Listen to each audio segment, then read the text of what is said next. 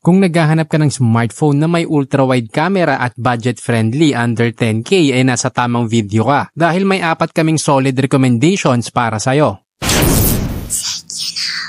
Una, andyan ang Redmi Note 13 4G. May 6.67-inch AMOLED 120Hz refresh rate, 395 ppi at Gorilla Glass 3. Naka-Snapdragon 685, 6GB RAM, 128GB storage at expandable hanggang 1TB. May 108MP main, 8MP ultra-wide, 2MP macro at 16MP selfie camera. Andyan din ang 5,000mAh battery at 33W charger. May SRP na 6,849 pesos. Sa mga hindi nakakaalam, ang ultra-wide camera nga pala ay kadalasang ginagamit kung kailangan mong mag-capture ng mas malawak na view. Halimbawa na lang sa group photos, landscape shots at yung mga maliliit na lugar kung saan limited ang space para umatras at makunan ng buo ang subject. Ang susunod sa ating listahan ay ito din ang nag-top 1 sa battery test na ginawa ng DxOMark para sa price range na hindi lalagpas ng 10K. Walang iba kundi ang Honor X7B. May 6.8-inch IPS LCD 90Hz refresh rate at 389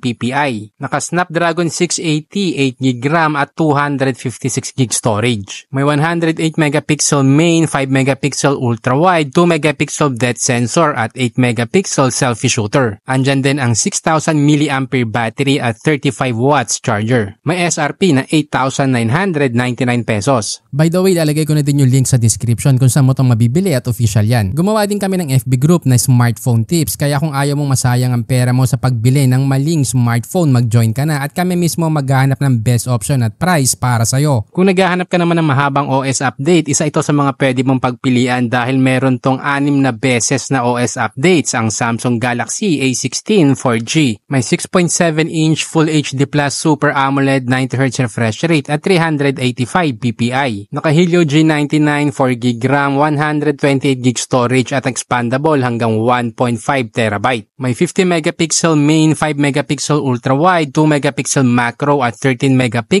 selfie camera. May 5,000mAh battery at 25W charger. Mabibili sa presyong 9,570 pesos. Kung pang overall naman ang hanap mo, isa ito sa may pinakamagandang specs under 10K, ang Poco M6 Pro. May 6.67-inch Full HD Plus AMOLED 394 ppi, 120Hz refresh rate, 1300 nits, Gorilla Glass 5 at IP54 rating. Ang ibig sabihin ng IP54 rating ay pwede to sa mga talsik ng tubig. Naka-Helio G99, 8GB RAM, 256GB storage at expandable hanggang 1TB. Idagdag mo pa ang 64MP main camera, 8MP ultra-wide at 16MP front camera. Naka 5,000mAh battery at 67W charger. May SRP na 8,649 pesos. Kung meron ka pang alam na may ultra-wide under 10K, paki-comment naman nang maisama natin sa next video. Ginawa ko nga pala ang Tech You Know dahil sa dami ng smartphones na lumalabas ngayon, napakahirap nang mamili. Kaya dito sa channel kami mismo nagre-research para malaman kung anong device ang pinakasulit para sa budget mo. Pero para makagawa pa kami ng ganitong content, kailangan din namin ng suporta mo, kaya huwag kalimutang mag-subscribe, i-like at i-share ang ating video.